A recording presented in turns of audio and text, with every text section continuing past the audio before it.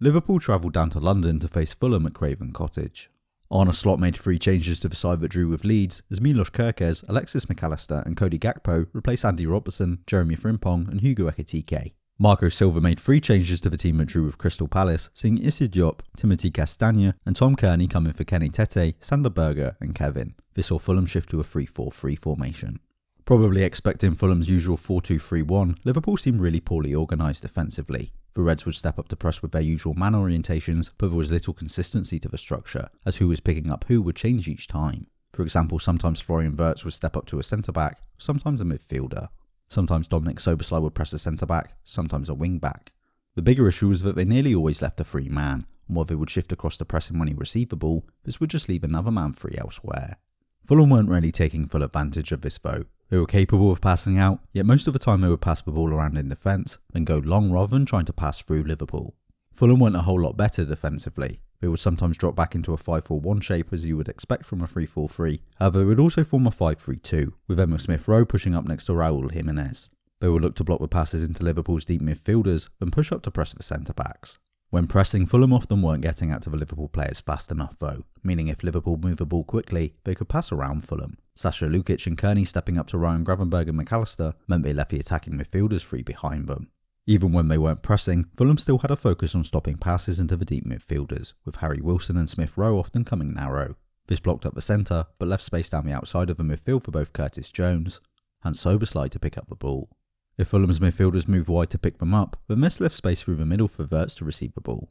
To combat this, Fulham's defenders would step out of the back line, leaving a gap, yet Liverpool, lacking a real striker with Alexander Isak and Ekitike out injured, failed to take advantage. There was one moment where Diop was concerned with Kerkez, allowing Gakpo to run in behind, but that was it. As Fulham's wing-backs were in charge of stopping Liverpool's full-backs, Liverpool could get them in space by positioning them deeper, essentially too far a distance for the wing-backs to realistically cover. Conor Bradley mostly remained high on the right, but Kerkez would drop back on the left to get the ball in space. He doesn't have a passing ability to really punish Fulham for this though. With their pressing not working, Liverpool soon began to drop off into a mid-block. This didn't even become more secure defensively though, soon conceding a goal. Rather than holding their positions and remaining compact, in typical Dutch fashion Liverpool continued to man-mark in midfield. This saw Gravenberg drawn away following Wilson, opening up space for Jimenez to drop into, which in turn saw Ibrahima Konate step up following him, leaving a gap in defence. Jimenez flicked the ball in behind for Wilson to run onto, scoring against his former club. Liverpool pushed men forward more after going behind, although this wasn't necessarily a good thing. It did allow them to make more runs in behind, but it also made it harder for them to progress the ball, as Jones and Szoboszlai were generally positioned higher now.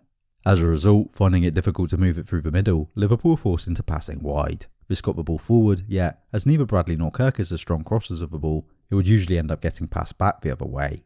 Liverpool did at least move the ball quicker though, switching sides with longer passes, and by the end of the half, the attacking midfielders were drifting wide to help the fullbacks work the ball inside.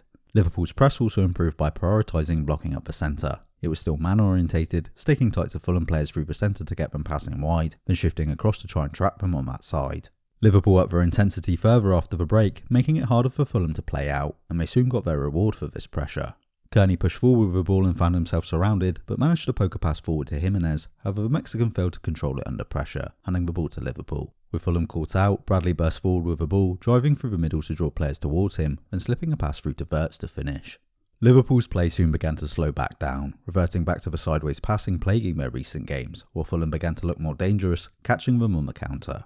Liverpool thought they had it won in injury time though. With Fulham sitting back, they passed from left to right, and substitute Frimpong whipped in a nice cross from the flank, bouncing awkwardly for the defenders in the 6-yard box. Diop and Castagne did a terrible job of competing for the ball at the back post, allowing Gakpo to tap it in.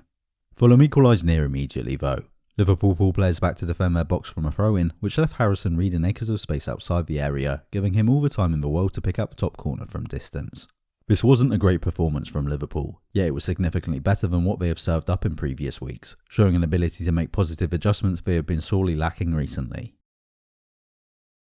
If you enjoyed this video, please like and subscribe to support the channel.